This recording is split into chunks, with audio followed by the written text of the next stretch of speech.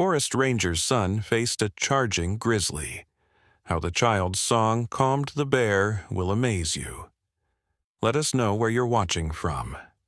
If you love my content, consider supporting it with a super thanks. Also, don't forget to like and subscribe. It'll help us to remain in touch with amazing people like you. The afternoon sun filtered through the towering pines, casting dappled shadows across the wooden porch of the small ranger's cabin. 8-year-old Noah Parker sat cross-legged on the weathered floorboards, his small fingers working methodically to weave a friendship bracelet from colorful threads his father had brought back from the nearest town, nearly 30 miles away. The gentle breeze carried the scent of pine needles and wildflowers, rustling through the trees surrounding the clearing where their cabin stood, isolated but not lonely. "Dad, when will you be back?" Noah called through the screen door, watching as his father, Ranger Thomas Parker, packed his day pack with water, trail mix, and emergency supplies. Thomas emerged onto the porch, his tall frame casting a shadow over his son. The lines around his eyes crinkled as he smiled down at Noah. "Just a routine patrol along the eastern ridge. 3 hours, 4 at most." He knelt down, his weathered hands adjusting the collar of Noah's flannel shirt. "Remember the rules?" Noah nodded solemnly, reciting the words he'd known since he was 5. "Stay within sight of the cabin. Don't wander into the trees. Keep the radio close." He pointed to the handheld radio charging on the small table beside the porch swing. "And if there's any trouble," Thomas prompted, his voice gentle but serious, "call you immediately, then lock myself inside until you come back." Noah finished, his blue eyes meeting his father's identical ones. Thomas ruffled Noah's sandy brown hair. "That's my boy. I've never missed a check-in, have I?" It was true. Every hour, without fail, Thomas's voice would crackle over the radio with a brief status update. It was their routine, their safety net in the vast wilderness they called home. Noah had been raised in this remote outpost since his mother's passing 3 years ago. The forest had become both playground and classroom for the boy, who absorbed his father's teachings about nature with a hunger that made Thomas proud. "Can I work on my rock collection while you're gone?"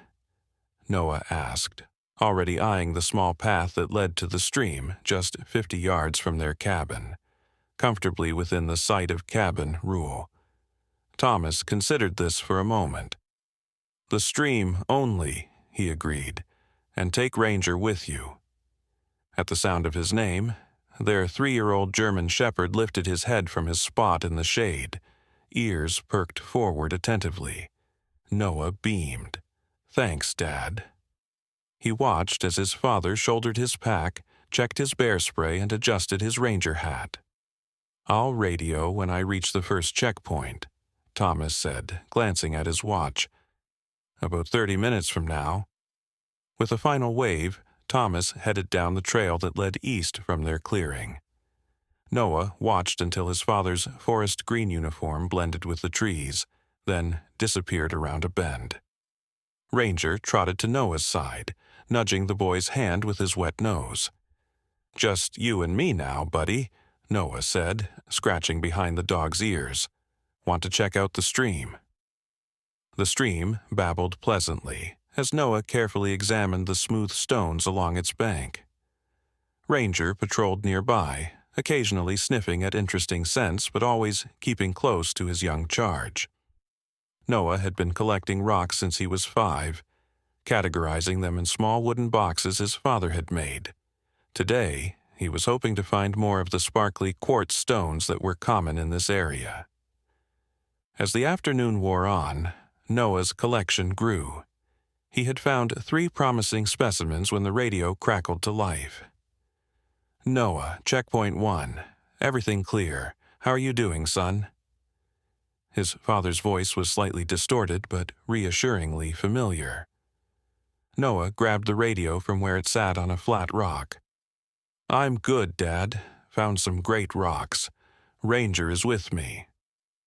"Excellent. Stay safe. Next check-in at 2. Noah acknowledged and returned to his rock hunting, humming softly. It was a melody his father had taught him, an old folk song that Thomas said had been passed down through their family for generations. The tune was simple but haunting, rising and falling like the wind through the trees. Noah loved to sing it while he worked, feeling connected to his father even when they were apart. What Noah didn't know was that the song had a special significance. Thomas had taught it to him not just as a family tradition but as a calming technique. "Nature responds to gentleness," he'd explained once. "Animals can sense your fear, but they can also sense your peace. This song has brought peace to our family for generations." The afternoon was peaceful, the sun warm on Noah's back as he continued to hum the melody. He was so absorbed in his task that he didn't immediately notice when Ranger's demeanor changed. The dog's ears flattened against his head, and a low growl rumbled in his chest. Noah looked up, suddenly alert. "What is it, boy?" Ranger was staring intently into the forest beyond the stream, his body tense.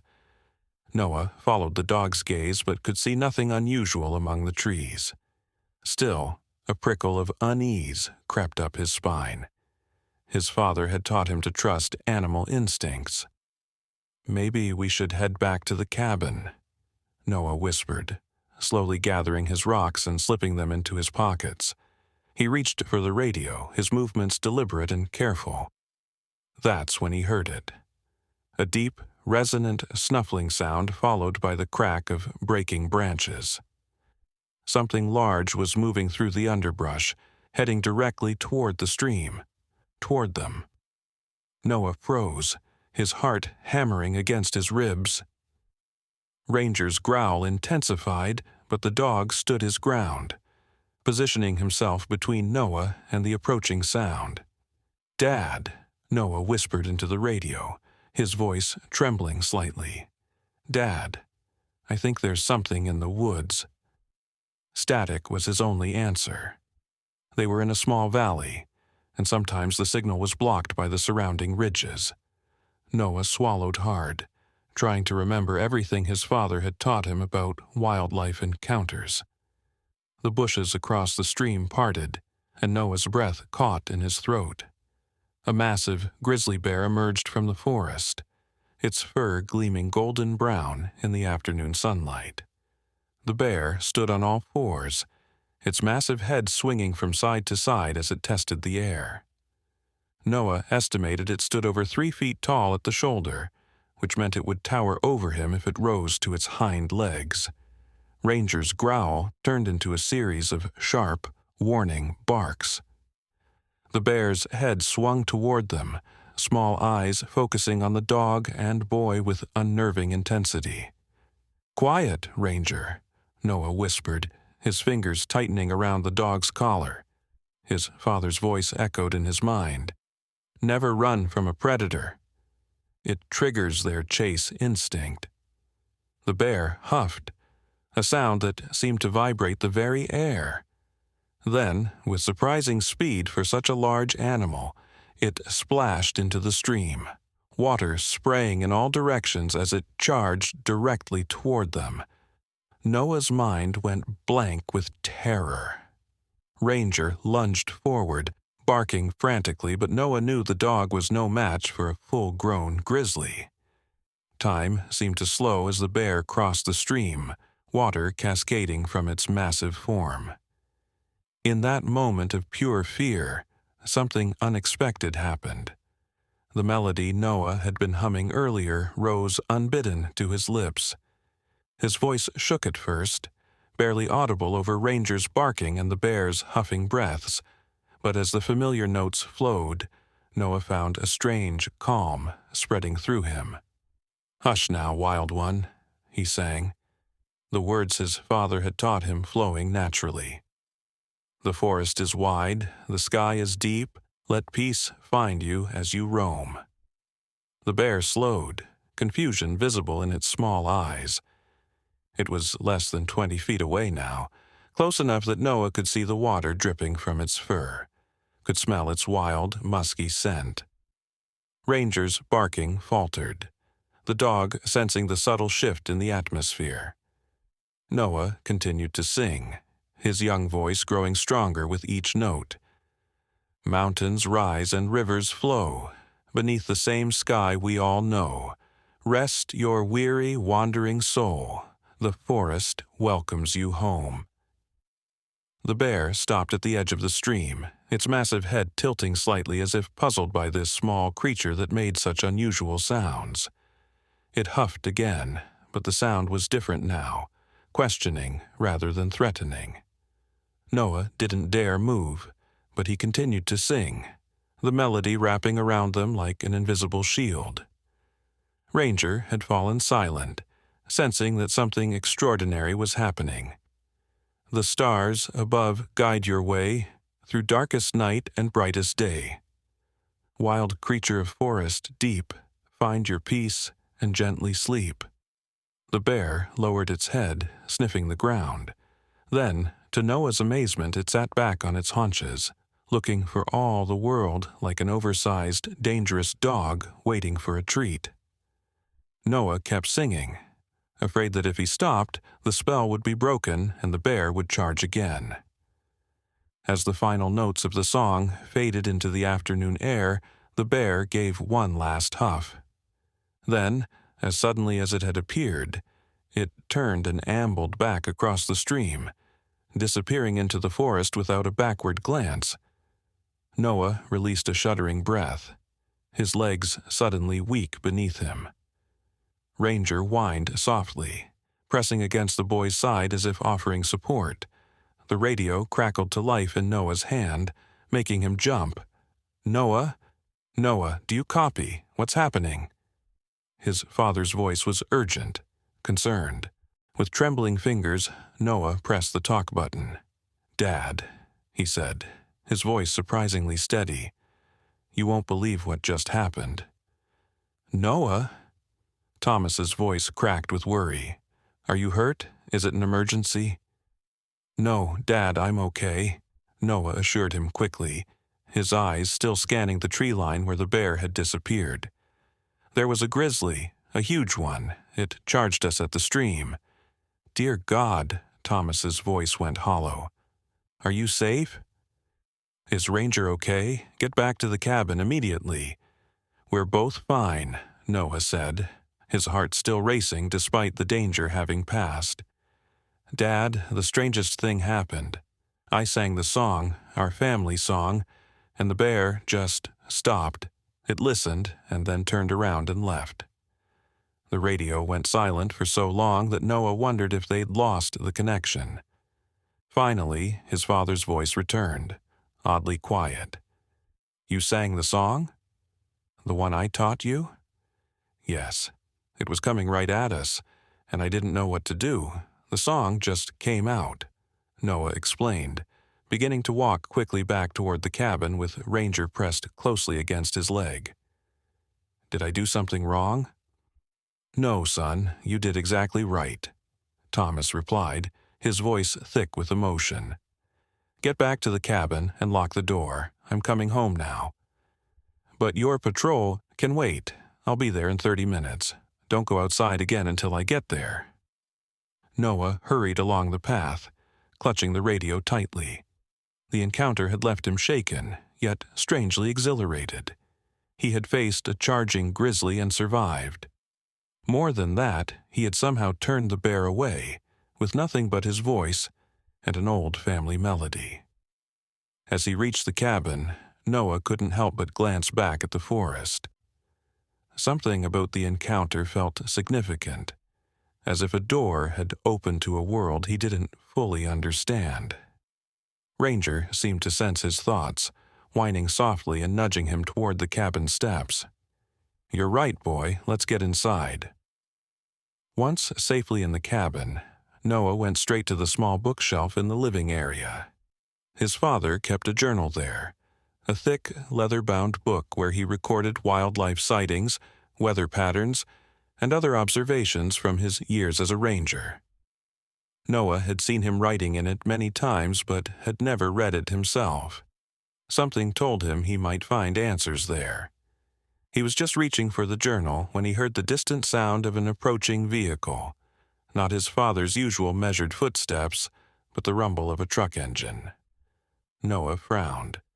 They rarely had visitors at their remote outpost, and never unannounced. Ranger perked up, trotting to the window with his tail wagging cautiously. Not an enemy, then, but not a familiar friend either. Noah joined the dog at the window and peered out. A dusty green truck with the National Park Service logo was pulling into the clearing. Noah recognized it as belonging to Eleanor Martin, his father's supervisor and the senior ranger for this section of the park. She was a tall, stern-faced woman with silver-streaked black hair, always pulled back in a tight bun. Noah had met her a handful of times when she'd come for official visits, but she had never arrived unannounced before. Ranger gave a soft woof as Eleanor stepped out of the truck. She was dressed in her full ranger uniform despite the late afternoon hour, her expression unreadable as she surveyed the cabin. Noah hesitated, uncertain whether to open the door or wait for his father's return. His dad had told him to stay inside, but surely another ranger didn't count as danger. Before he could decide, the radio crackled again. "Noah, it's Dad. I just got word that Ranger Martin is heading to our cabin. I need you to let her in, but don't tell her about the bear encounter yet. I'll explain when I get there. Can you do that for me?" Noah frowned at the odd request, but replied, "Yes, sir." He set the radio down and went to the door, opening it just as Eleanor was about to knock. Her eyebrows rose slightly, the only indication of surprise on her otherwise composed face. "Hello, Noah," she said, her voice clipped and professional. "Is your father here?" "No, ma'am," Noah replied politely. "He's on patrol, but he's heading back now. He should be here soon. Would you like to come in and wait?" Eleanor hesitated, her sharp eyes scanning the cabin interior visible behind him. "Yes, I think I will." She stepped past him into the small living space, removing her hat as she did so. Your father radioed that he was cutting his patrol short. Any particular reason why? Noah felt a twinge of unease at her direct question. "He didn't say exactly," he answered, which wasn't entirely untrue. His father hadn't explained why the bear encounter would make him rush home so urgently. Eleanor nodded slowly, her gaze falling on the leather journal Noah had been about to examine. "I see you were doing some reading." "Just looking," Noah said quickly. "Dad keeps records of wildlife sightings. I thought maybe I could add my own observations someday." A strange expression flickered across Eleanor's face, something that might have been concern or perhaps calculation. "Your father has always been thorough with his documentation," she said carefully, "perhaps too thorough at times." Noah wasn't sure how to respond to that, so he offered, "Would you like some water or coffee while you wait?"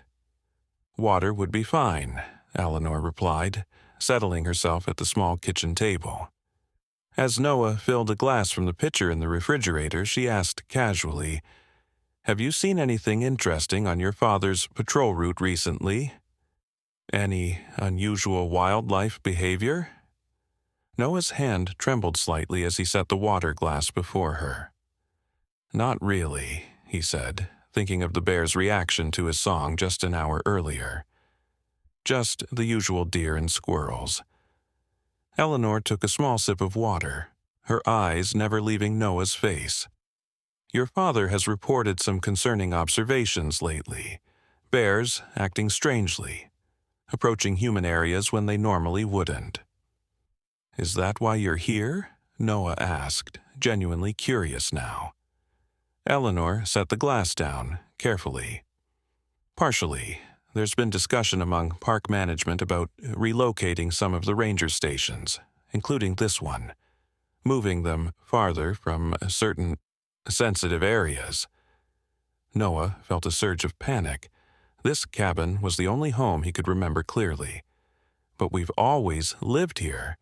Yes, well, priorities change, Eleanor said, her tone softening slightly at Noah's distress.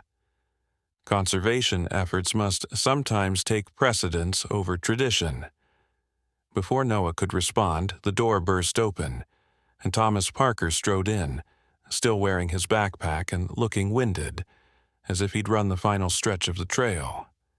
His eyes darted from Noah to Eleanor, relief at seeing his son unharmed quickly replaced by wariness as he registered his supervisor's presence. "Ranger Martin," he said formally, setting down his pack. "I wasn't expecting an official visit today." Eleanor's mouth curved in what might generously be called a smile. "This isn't entirely official, Thomas.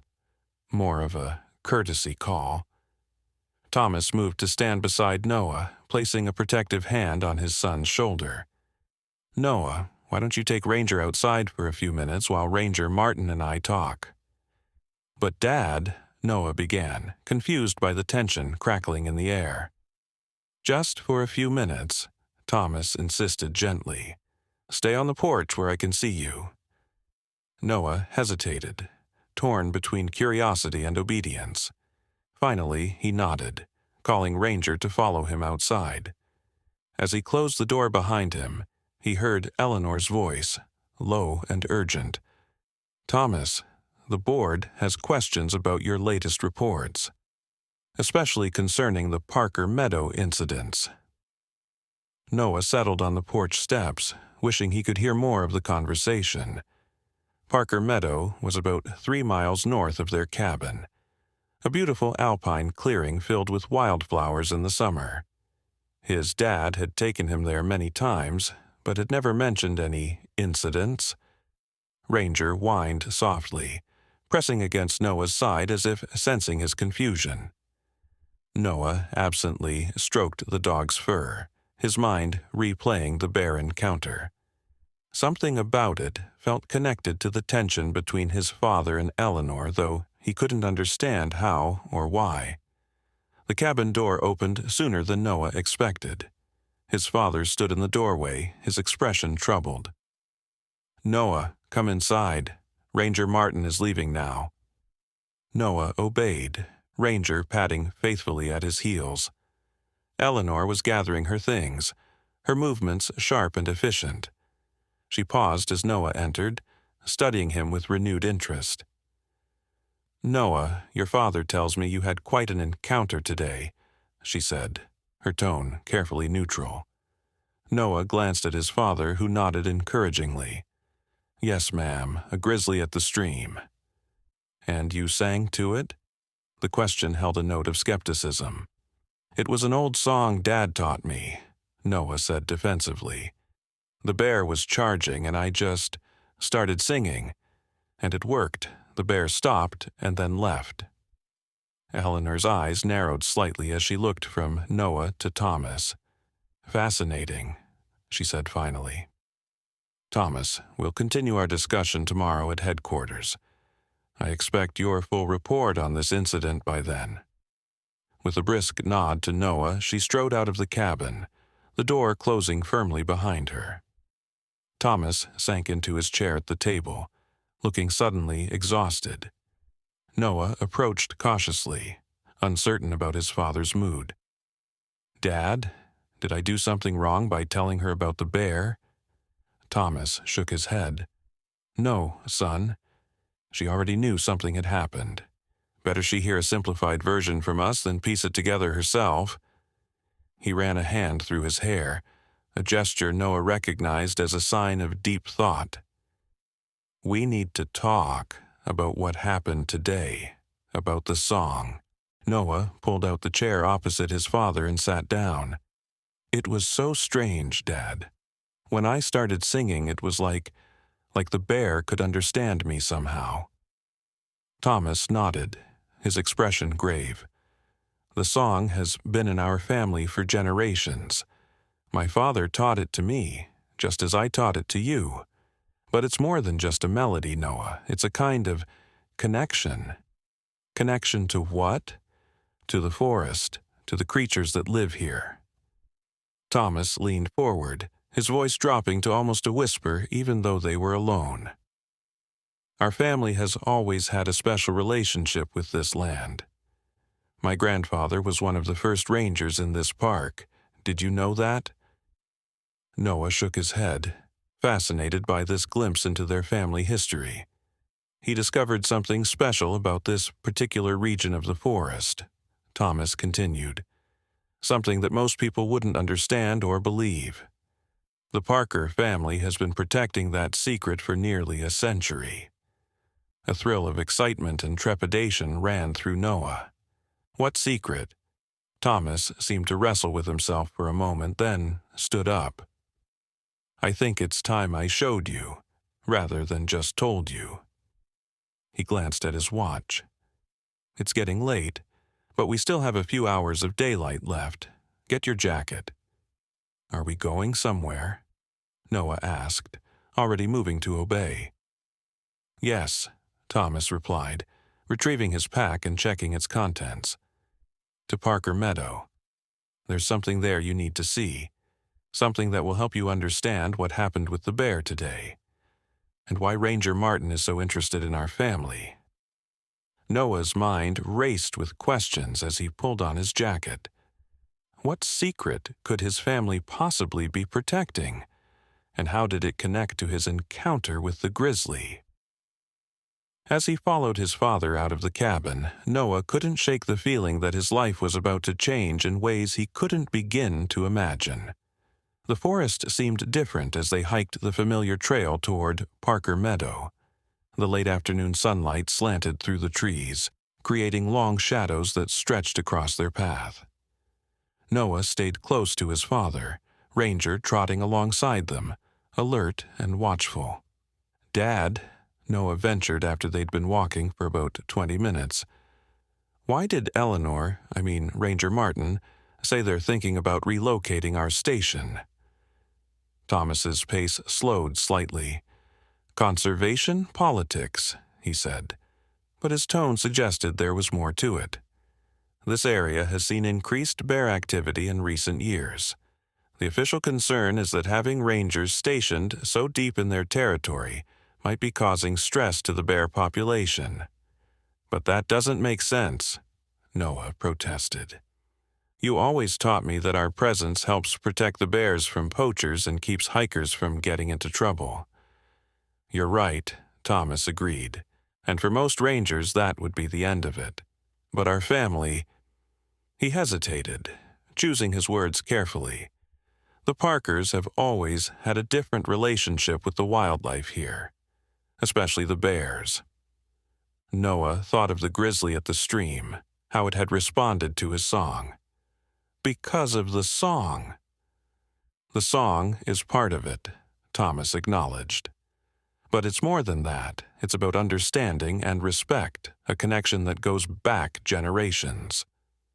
He fell silent as they rounded a bend in the trail, then pointed ahead. "We're almost there."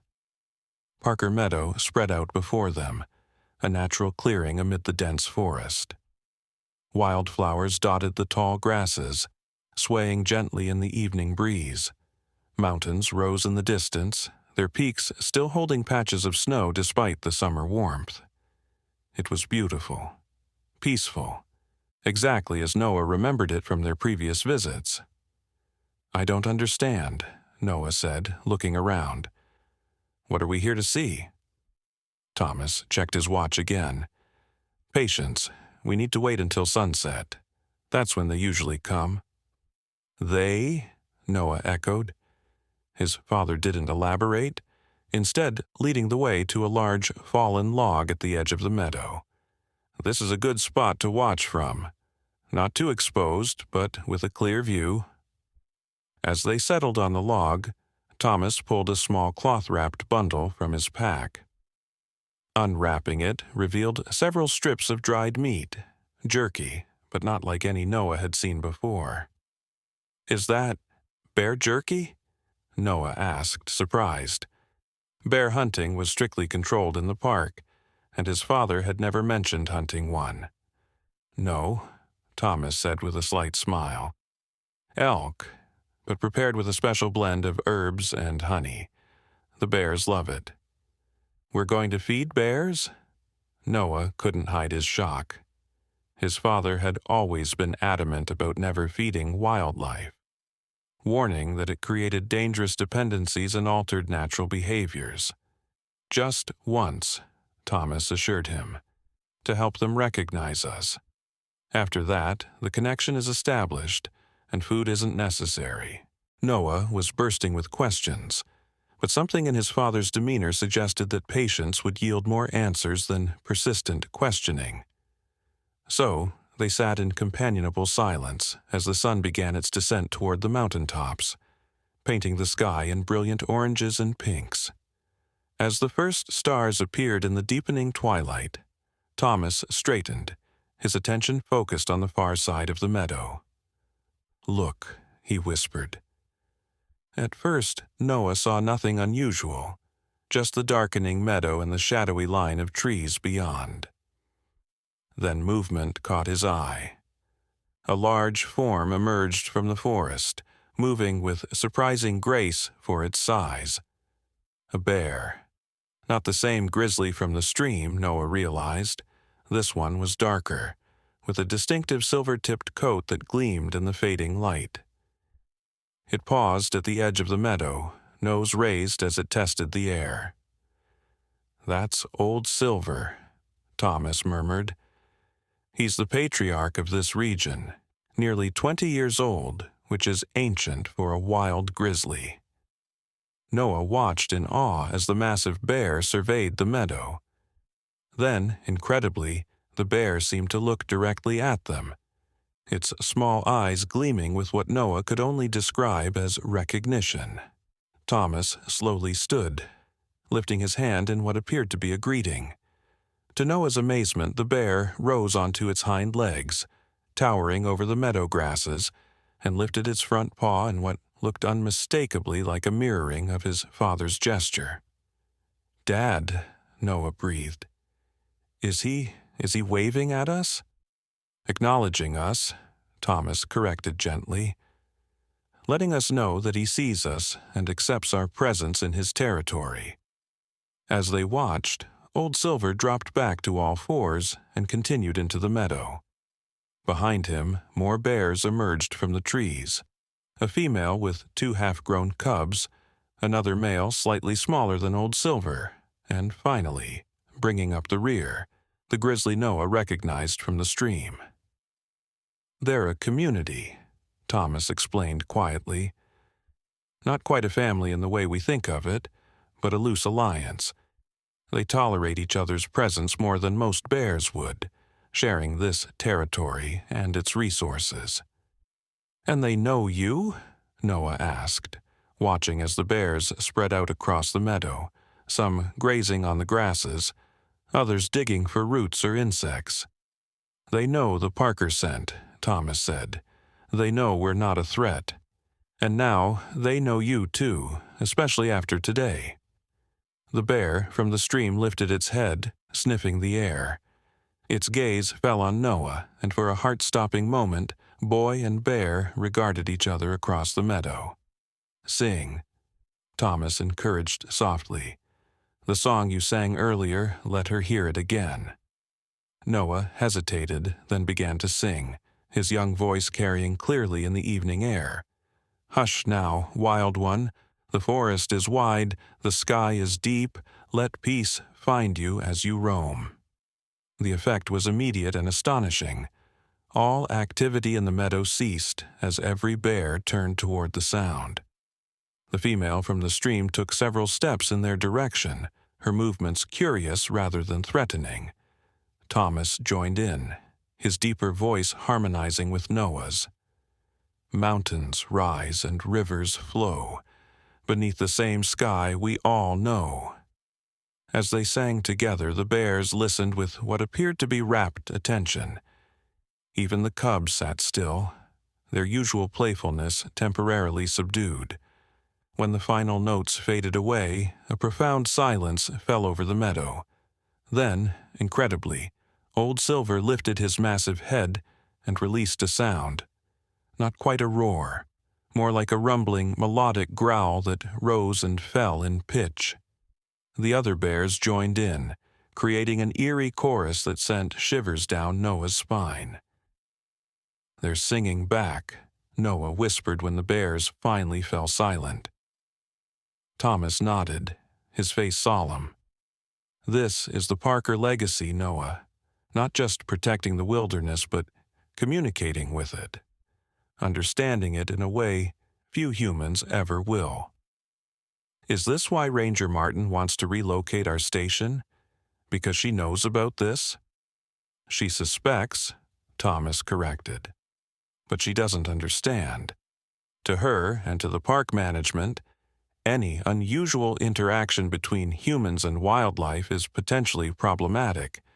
They would see this as disrupting natural behaviors, maybe even as dangerous."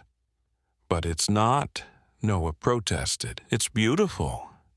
His father smiled, pride evident in his expression. "Yes, it is. And now you understand why our family has guarded this secret for generations. Why we've always lived in this particular section of the park, watching over these bears, ensuring their protection." As if sensing they were being discussed, Old Silver looked directly at them again.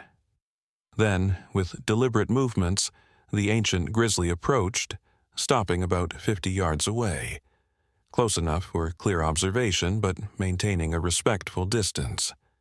Thomas unwrapped one of the jerky strips and held it up, showing it to the bear. Then, with a practiced motion, he tossed it halfway between them. "This is a ritual, not a feeding," he explained to Noah, an acknowledgement of mutual respect. Old Silver ambled forward, sniffed the offering, and delicately picked it up with his massive jaws. The bear consumed it unhurriedly, then did something that made Noah gasp. He sat back on his haunches, almost like a trained dog, and waited. "He remembers," Thomas said softly. "Even though we only do this once or twice a year." "What is he waiting for?" Noah asked. "For you to acknowledge him properly," Thomas replied. "Stand up slowly and bow your head slightly, just a small nod. It's a sign of respect in bear language." Heart racing, Noah did as instructed. To his amazement, Old Silver dipped his massive head in return, then rose and ambled back to the other bears. "That was incredible," Noah breathed, watching as the bears returned to their evening activities, grazing and playing as if nothing extraordinary had happened. "And now you're truly part of it," Thomas said, his voice thick with emotion. "The Parker tradition, the bear singers." As darkness fell completely over the meadow, father and son sat in companionable silence, watching the bears go about their business. Noah's mind whirled with the implications of what he'd learned. His family wasn't just living in the wilderness. They were communicating with it, forming bonds with creatures most people feared.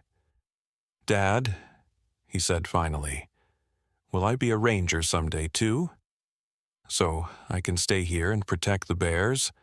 Thomas placed an arm around his son's shoulders. "If that's what you want. But being a Parker means protecting this secret as much as protecting the wildlife. Not everyone would understand what we do." "Like Ranger Martin," Noah nodded thoughtfully. "Eleanor is a good ranger," Thomas said carefully. "She believes in conservation and follows the scientific approach. But science doesn't always have room for the kinds of connections we experience." A sudden thought occurred to Noah. Was Mom part of this too? Did she know about the bears? A shadow passed over Thomas's face. "Your mother was extraordinary.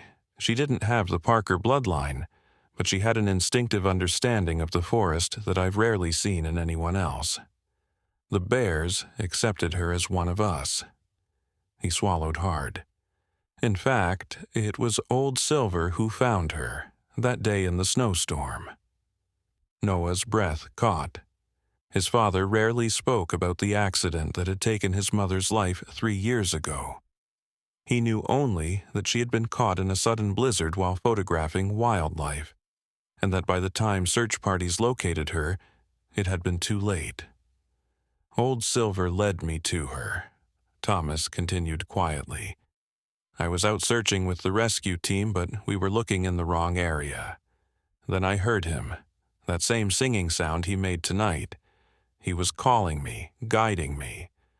When I found her, he was standing guard over her body, keeping other predators away. He had tried to keep her warm, curling around her, but the cold was too severe. Tears filled Noah's eyes at the image of the great bear trying to protect his mother. So they really do understand us. In their way, Thomas agreed, wiping at his own eyes. It's not like human understanding. It's older, more instinctive, but it's real. The bears were beginning to leave the meadow now, disappearing one by one back into the forest. Old Silver was the last to go, pausing at the tree line to look back at them once more before vanishing into the shadows. We should head back, Thomas said, gathering their things. It's getting late, and we have a lot to talk about tomorrow. As they made their way back down the trail, flashlights illuminating the path, Noah couldn't stop thinking about everything he'd witnessed. The world felt simultaneously larger and more intimate than it had that morning. He was part of something ancient and mysterious, a tradition of communication and respect between humans and one of nature's most powerful creatures. "Dad," he asked as the lights of their cabin came into view, "what happens now? With Ranger Martin and the relocation plans?" Thomas sighed heavily. "That's going to be complicated, Noah. The Park Service has legitimate concerns about bear-human interactions. There have been incidents in other parts of the park. Nothing like what we experience, but dangerous encounters that ended badly for both humans and bears. But our bears wouldn't hurt anyone." "Not intentionally," Thomas agreed. "But they're still wild animals, and if they're startled or threatened, their instincts take over. That's why we have to be so careful about our special relationship with them. We can't let others stumble into situations they don't understand." As they reached the cabin, Noah noticed a folded paper tucked into the doorframe, a note that hadn't been there when they left. Thomas removed it, his expression darkening as he read the contents. "What is it?" Noah asked. "Ranger Martin wants me at headquarters first thing tomorrow morning," Thomas replied, his voice tight. "The board has called an emergency meeting about the bear situation, and specifically about our family's activities." Noah felt a chill that had nothing to do with the night air. "Are we in trouble?" Thomas forced a reassuring smile. "Nothing we can't handle. The Parkers have been protecting these bears for generations, and will continue to do so." He ushered Noah inside. "Now, it's way past your bedtime. We'll talk more in the morning." As Noah prepared for bed, his mind swirled with images from the day. The charging grizzly at the stream, the bears' strange chorus in the meadow, Old Silver's dignified acknowledgement. He had glimpsed a world few people ever saw, a hidden dimension to the wilderness he called home. But mixed with the wonder was a thread of anxiety. His father's tension about the meeting tomorrow, Eleanor Martin's suspicious questions, the talk of relocating their ranger station, all of it suggested that their special relationship with the bears might be in jeopardy. As he drifted toward sleep, Noah made a silent promise to himself. Whatever happened, he would protect the bears as his family had always done. The song that had saved him today was more than just a melody. It was a legacy, a responsibility, a sacred trust between his family and the creatures of the forest, and somehow he knew the bears would protect them too. As he drifted towards sleep, Noah made a silent promise to himself. Whatever happened, he would protect the bears as his family had always done. The song that had saved him today was more than just a melody. It was a legacy, a responsibility, a sacred trust between his family and the creatures of the forest. And somehow, he knew the bears would protect them too. Noah woke to the sound of hushed voices. Sunlight streamed through his bedroom window, suggesting it was later than his usual wake-up time. He lay still, straining to hear the conversation coming from the main room of the cabin. "You don't understand what you're asking, Eleanor," his father was saying, his voice tight with restrained emotion. "The Parker family has been stationed in this sector for 3 generations. We're not just rangers here. We're caretakers." "I understand loyalty to tradition, Thomas," Eleanor Martin replied, her tone professional but firm. "But the board is concerned about these reports. Bears approaching humans, responding to voices. These aren't natural behaviors. If word gets out about your unorthodox methods, it could cause serious problems." "My methods keep both humans and bears safe," Thomas countered. "There hasn't been a serious bear incident in my sector in over 30 years. Can any other ranger claim that kind of record?" "That's precisely what concerns the board," Eleanor said. "It's statistically improbable. Bears are wild predators, Thomas. They don't just cooperate with humans, unless those humans are interfering with their natural behaviors." Noah slipped out of bed, careful not to make the floorboards creak. He pulled on jeans and a t-shirt before creeping to his door, which was slightly ajar, allowing him to peer into the living area. His father and Eleanor sat at the kitchen table, 2 mugs of coffee between them. Thomas looked tired, as if he hadn't slept well. Eleanor was dressed in her formal ranger uniform, her posture rigid even while seated.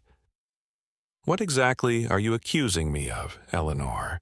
Thomas asked quietly. Eleanor sighed, some of her professional veneer slipping. "Look, Thomas, we've worked together for years. I respect you, but these bear behaviors you're documenting, they're not normal. And now your son claims he sang to a charging grizzly and it just walked away? You have to understand how this sounds." "I know how it sounds," Thomas admitted. "But it's the truth. The Parker family has always had a special way with the local wildlife, especially the bears. It's not interference, it's communication." Eleanor's eyebrows rose. "Communication?" "Thomas, they're bears, not people. They don't understand human speech or song." "Not the words," Thomas explained patiently. "The intention, the energy. There are things about this forest that science hasn't cataloged yet, Eleanor. My grandfather discovered it, my father confirmed it, and I've experienced it firsthand. The melody, the specific vibrations of that song, it resonates with them somehow." Eleanor shook her head slowly. "Listen to yourself, Thomas. Vibrations? Energy? This sounds like pseudoscience, not wildlife management." She leaned forward, lowering her voice. "The board meeting is at 11. They're going to want answers about these reports and about what happened with Noah yesterday. If you go in there talking about magical bear songs, they'll remove you from this post immediately." Noah's heart sank. He couldn't let that happen. Without thinking, he pushed the door open fully and stepped into the room. "It's not magic," he said firmly. "It's real. I saw it. I did it." Both adults turned to look at him, startled by his sudden appearance. Thomas recovered first. "Noah, I thought you were still asleep." "I heard you talking," Noah admitted, moving to stand beside his father's chair. "And she's wrong, Dad. What we can do with the bears isn't pseudoscience, it's something else, something special." Eleanor's expression softened slightly as she regarded the boy. Noah, what happened yesterday was very unusual. Bears don't normally walk away from confrontations, especially when they've initiated a charge. There must be another explanation for what you experienced. I know what I saw, Noah insisted. The bear was charging right at me and Ranger. It was going to attack us. But when I started singing, it stopped, it listened, and then it left. Perhaps it was just startled by the unexpected noise, Eleanor suggested gently. Or maybe it wasn't actually charging at all, just curious. Noah shook his head emphatically. No way. It was mad. Ranger was barking and the bear was huffing and splashing through the stream. It was definitely charging. He looked at his father for support. And then last night, at the meadow, they all listened to us singing. They even sang back. Eleanor's eyes narrowed as she glanced between father and son. The meadow? Thomas, you took him to Parker Meadow at dusk? You know that's prime bear activity time. That's incredibly irresponsible, even for an experienced ranger. Thomas met her gaze unflinchingly. My son needed to understand his heritage, Eleanor, the Parker legacy. After what happened at the stream, it was time. Eleanor pushed back from the table, standing abruptly. This is exactly what concerns the board, Thomas. You're not just documenting unusual bear behavior, you're actively seeking it out, placing yourself and now your child in potentially deadly situations. We were never in danger, Thomas said, his voice level, but with an edge of steel beneath it. The bears know us. The bears know you, Eleanor repeated incredulously. Do you hear yourself? Bears don't know humans, Thomas. They tolerate us, or they fear us, or they see us as prey. There is no middle ground where they recognize specific humans and decide to befriend them. That's where you're wrong, Thomas said quietly. And that's what my family has understood for generations, while the rest of the service remains blind to it. Eleanor picked up her hat from the table, her movements sharp with frustration. I've tried to help you, Thomas. I came here early, before the meeting, hoping to understand what's going on and find a way to frame it that wouldn't jeopardize your position. But if you insist on maintaining these fantasies, I can't protect you. I'm not asking for protection, Thomas replied. Just respect for methods that work, even if they don't fit neatly into your scientific paradigm. Eleanor placed her hat on her head with military precision. The meeting is at 11.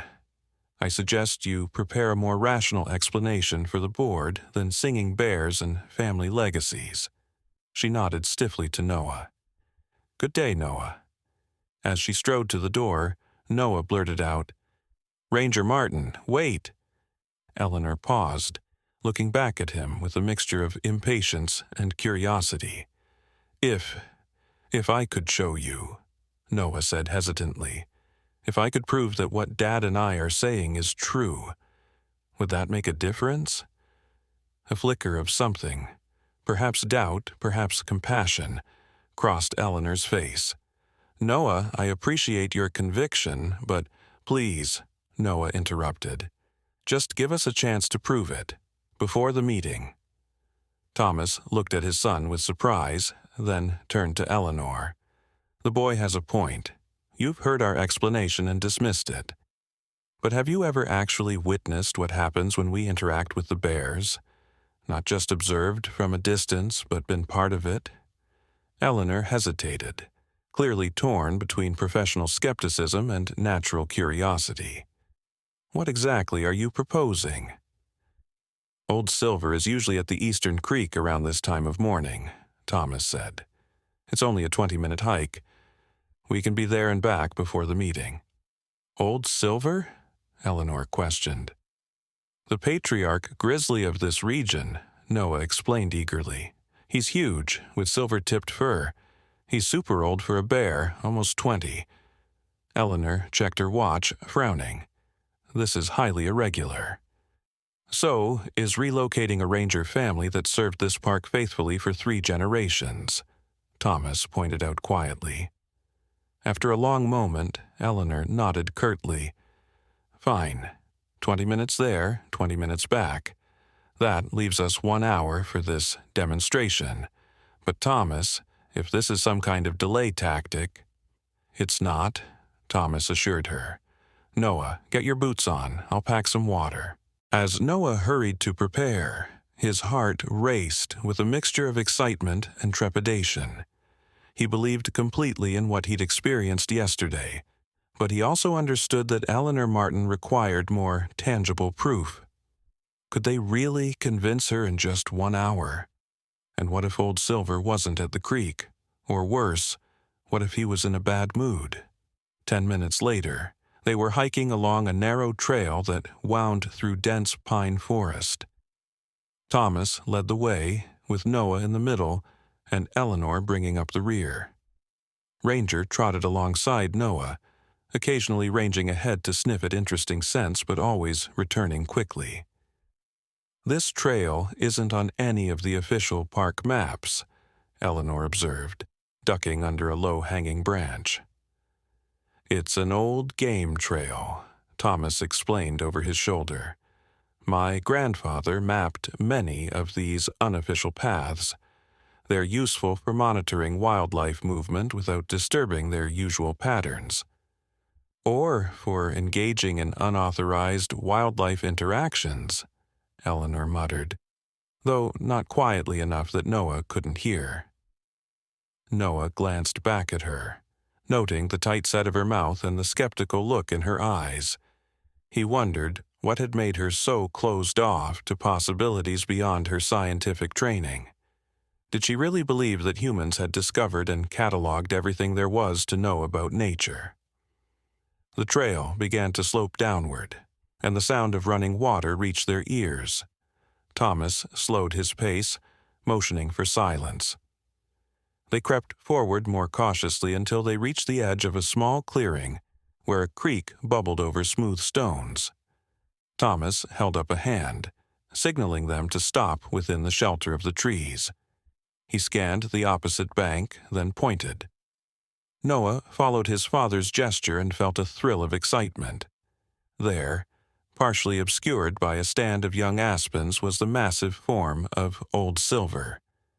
The great bear was drinking from the creek, water dripping from his muzzle as he lifted his head occasionally to test the air. Eleanor sucked in a breath, clearly impressed despite herself. "That's a magnificent specimen," she whispered. "At least 800 pounds, I'd estimate." 927, according to our last unofficial weigh-in, Thomas murmured back. Old Silver is the largest grizzly documented in this region in over 50 years. And you expect me to believe this creature responds to singing? Eleanor's whisper held a note of disbelief, but Noah noticed she was clutching her bear spray a little tighter than before. "Watch," Thomas said simply. He stepped forward into the clearing, making no attempt to hide his presence. Old Silver's head came up immediately, nostrils flaring as he caught their scent. His small eyes focused on them with startling intelligence, and he rose to his full height on all fours, water cascading from his massive form. Eleanor tensed, her hand moving to unclip the bear spray from her belt. "Thomas, this is too close," she hissed. "Standard protocol is to maintain at least 100 yards of distance." Thomas ignored her, stepping further into the clearing. Noah followed, drawn by an instinctive trust in both his father and the great bear. Ranger stayed by Noah's side, not barking or growling, but watchful. "Noah," Thomas said quietly, "will you start the song? Just as we did last night." Noah nodded, swallowing to moisten his suddenly dry throat. He began to sing, the now familiar melody rising clear and true in the morning air. "Hush now, wild one, the forest is wide, the sky is deep, let peace find you as you roam." Old Silver froze. his attention completely focused on Noah. The bear's ears twitched forward, catching every note. Thomas joined in, his deeper voice harmonizing with Noah's. Mountains rise and rivers flow, beneath the same sky we all know. Rest your weary wandering soul, the forest welcomes you home. As they sang together, Old Silver did something that drew a gasp from Eleanor. The massive Grizzly sat back on his haunches almost like a trained dog, and tilted his head as if in appreciation of the music. When the final notes faded away, the forest fell into a profound silence. Then, as he had the night before, Old Silver lifted his head and released that strange, musical growl, rising and falling in pitch, almost like an answering song. "My God," Eleanor breathed, her professional composure momentarily shattered. "It's singing?" "He's acknowledging us," Thomas explained quietly, "letting us know that he hears us, that he accepts our presence." Old Silver lowered himself back to all fours, and with deliberate movements began to make his way across the creek toward them. Water splashed around his massive paws, catching the morning sunlight in glittering droplets. Eleanor instinctively stepped back, raising her bear spray. "Thomas, it's approaching. We need to leave. Now." "No," Thomas said calmly. "Watch. Trust me, Eleanor, if I thought there was any danger, I wouldn't have my son here." The bear continued its approach, stopping about 20 yards away, close enough that they could see the silver tips of fur that gave him his name gleaming in the sunlight, close enough to notice the old scar that ran across his muzzle, close enough to hear his deep, rhythmic breathing. Noah felt no fear, only a profound sense of connection. Without thinking, he took a small step forward and bowed his head slightly, just as his father had taught him the previous evening. Old Silver mirrored the gesture, dipping his massive head in what was unmistakably a return greeting. "This is impossible," Eleanor whispered, but the awe in her voice suggested she was questioning her own certainty. "Not impossible," Thomas corrected gently. "Just unknown to modern science. My grandfather discovered this phenomenon in the 1930s, when this area was first being established as a national park. He kept records, journals that have been passed down through our family. The bears here have a unique relationship with humans who approach them with respect and the right vibration, for lack of a better word." "The song," Eleanor said faintly. "The song is part of it," Thomas agreed. "But it's also intention, energy, the right kind of presence. My family has cultivated this relationship for generations. It's why we've been so effective at preventing bear-human conflicts in our sector." Old Silver had begun to move again, circling to their right with the casual confidence of an apex predator. But his movements held no aggression, only curiosity. When he was directly across from Eleanor, he stopped, studying her with evident interest. "He's never seen you before," Noah explained, fascinated by the bear's behavior. "He knows Dad and me, but you're new." Eleanor stood rigid, clearly torn between her ranger training that screamed to maintain distance from wildlife and the extraordinary reality unfolding before her. What should I do?" she asked, her voice barely audible. "Just breathe," Thomas advised. "He's reading your energy. If you project fear, he'll sense it." With visible effort, Eleanor steadied her breathing. She lowered the bear spray, though she kept it in her hand. "This defies everything I've been taught about bear behavior," she said softly. "Science doesn't know everything yet," Noah replied with the simple wisdom of childhood. "Dad says there are things in this forest that haven't been catalogued." Old Silver huffed softly, then did something even more surprising. He lowered himself to the ground, stretching out on his belly with his massive paws extended in front of him. It was a posture of complete relaxation, the position of a bear that felt no threat and posed none. "He's comfortable with us," Thomas explained. "Even with you, Eleanor, because you're with us. This is what I've been trying to explain to the board through my reports. The bears in this region can be communicated with. They can be partners in conservation, not just subjects of it." Eleanor shook her head slowly, but Noah could see that the rigid certainty in her expression had softened. "This is remarkable," she admitted. "I've never seen anything like it in 20 years of wildlife management." "Few have," Thomas agreed. "It's why the Parker family has guarded this secret carefully. In the wrong hands, this kind of connection could be exploited." "Or disbelieved," Eleanor added quietly, "if I hadn't seen it with my own eyes." A sudden series of sharp barks from Ranger interrupted the moment. The dog had moved to the edge of the clearing, hackles raised as he stared intently into the forest beyond. Old Silver's relaxed posture vanished instantly. The great bear rose to his feet, nose testing the air, body language transforming from peaceful to alert in seconds. "Something's wrong," Thomas said, tension evident in his voice.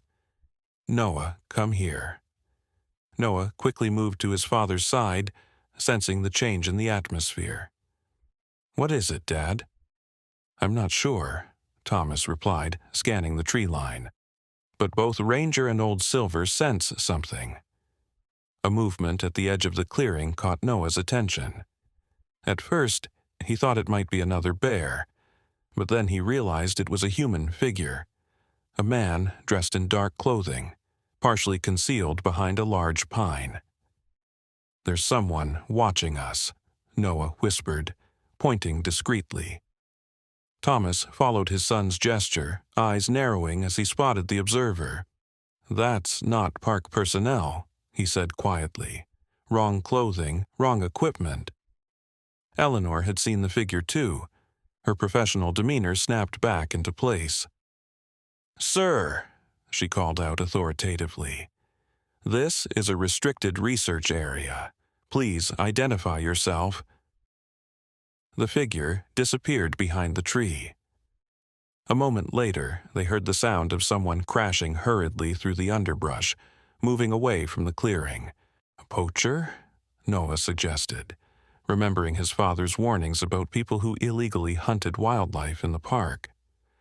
"Maybe," Thomas said grimly, "or something worse." He glanced at Old Silver, who was still alert, gaze fixed on the point where the figure had vanished. "Whoever it was, they've been watching us. They saw everything." Eleanor looked troubled. "If someone unauthorized is in this sector, we need to report it immediately." She checked her watch and grimaced. "But the board meeting starts in 45 minutes. We need to head back now if we're going to make it." Thomas hesitated, clearly torn between pursuing the mysterious observer and attending the crucial meeting. Old Silver made a low sound in his throat, almost like a warning. "He doesn't like this," Noah said, instinctively understanding the bear's unease. "Dad, I think we should go back to the cabin first. Make sure everything's okay there." Thomas nodded. "You're right. We can radio for a patrol to check out this area." He turned to Old Silver and made a small gesture with his hand, a motion Noah recognized as the signal for danger past. The bear huffed once, then turned and ambled back across the creek, occasionally glancing over his shoulder at the point where the figure had disappeared. As they hurried back along the trail, Eleanor's usual brisk pace had a new urgency to it. "Thomas," she said after they had put some distance between themselves and the clearing, "what I just witnessed, it changes things." "Does it?" Thomas asked, helping Noah over a fallen log that blocked the path. "You know it does," Eleanor replied. "This isn't just unusual bear behavior. This is something else entirely." She frowned thoughtfully.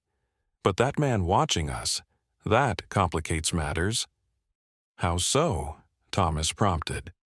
"If word gets out about what your family can do—" Eleanor shook her head. "Some would see it as a curiosity, a scientific anomaly.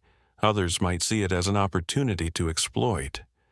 Which is exactly why we've kept it quiet for generations," Thomas pointed out, "and why my reports to the board have been careful to document the results without fully explaining the methods."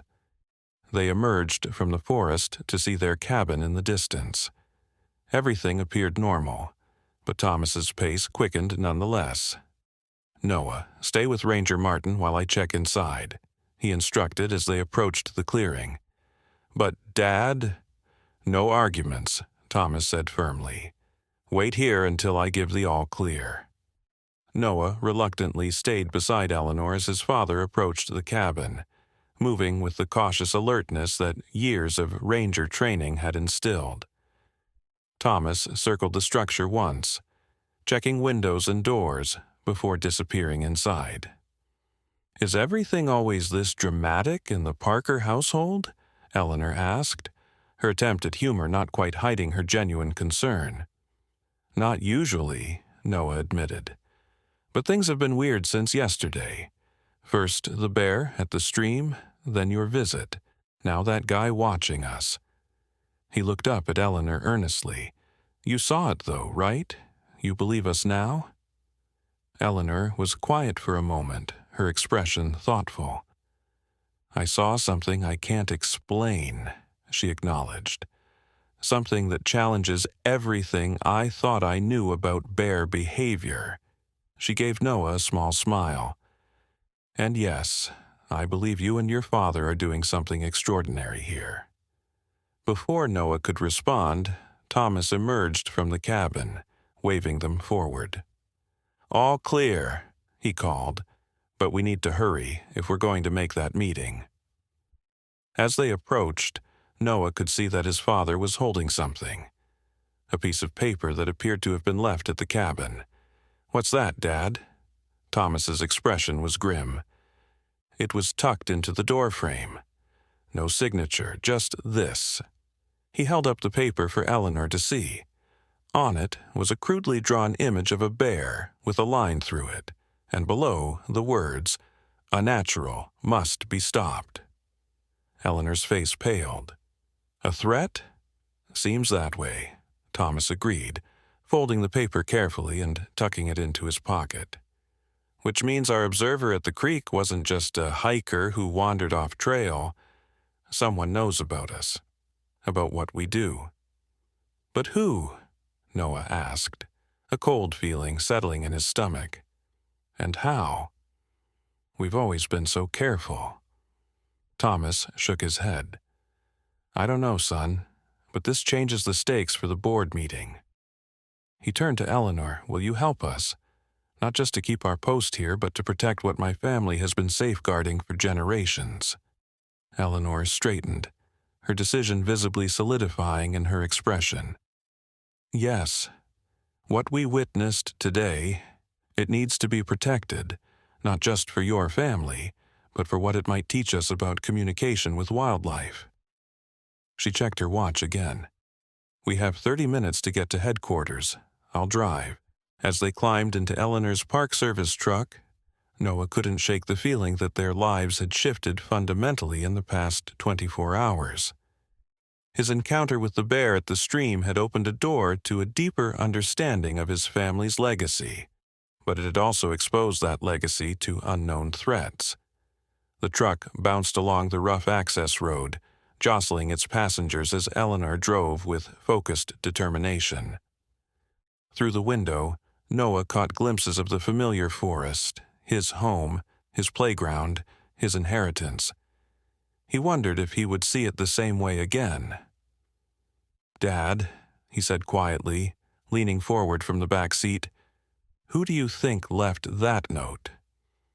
And who was watching us?" Thomas turned to look at his son, concern evident in the lines around his eyes. "I'm not sure, but I have suspicions. There's a group. They call themselves Natural Order. They believe any human interference with wildlife is wrong, even conservation efforts. They've caused trouble in other parks, sabotaging research equipment, harassing rangers. But we're helping the bears, Noah protested. We're not interfering with them. Some wouldn't see it that way, Thomas replied gently. To people with extreme views, any relationship between humans and wildlife is unnatural. The truck emerged from the forest onto a paved road, picking up speed as Eleanor headed toward park headquarters. "I've heard of this group," she said grimly. "They've been linked to some eco-terrorist activities in the Northern Territories, mostly property damage, but there have been threats against personnel." Noah's stomach tightened with worry. "So, what do we do?" "First, we convince the board not to relocate us," Thomas said firmly. "The bears need our protection now more than ever. Then we find out who's been watching us and deal with the threat directly." Eleanor shot Thomas a questioning look. "You know the board won't be easily persuaded. They respond to data, not whatever it was we just witnessed." "Then we give them data," Thomas replied. "I've been keeping detailed records for years, bear movements, behaviors, incidents, and non-incidents. The statistics don't lie. My sector has the lowest rate of bear-human conflict in the entire park system." "Because the bears trust you," Noah added. "Exactly," Thomas affirmed. "And that trust is what keeps both species safe." Eleanor nodded slowly as she guided the truck around a sharp curve. "I'll support your position," she said. "But Thomas, you need to be prepared for questions. Hard questions about methodology that you've been avoiding in your reports." Thomas sighed heavily. "I know. It's time for some version of the truth to come out. At least within the Park Service. My family has carried this secret alone for too long." As they approached park headquarters, a cluster of rustic but official-looking buildings set against the backdrop of mountain peaks, Noah felt a mixture of anticipation and dread. The board meeting would determine not just his family's future in the park, but possibly the future of the unique relationship they had cultivated with the bears. "Noah," Eleanor said suddenly, "it might be best if you wait in my office during the meeting. Board proceedings are typically closed to non-personnel." "But I'm part of this," Noah objected. "I saw what happened at the stream. I sang to the bear." Thomas placed a reassuring hand on his son's shoulder. "She's right, Noah. Some of what we need to discuss isn't appropriate for a child to hear." He smiled gently. "Besides, I might need you as my secret weapon later if things don't go well in there." Noah wanted to protest further, but he recognized the determined set of his father's jaw. Instead, he asked, "What about the note? And the person watching us? Shouldn't we tell someone?" "We will," Thomas assured him. "After the meeting, we'll file a formal report with park security. But right now, our priority is convincing the board that our presence in that cabin is essential for the well-being of both the bears and the park visitors." Eleanor parked the truck in a spot marked Senior Ranger Staff and turned off the engine. "Ready?" she asked Thomas. He nodded grimly. "As I'll ever be."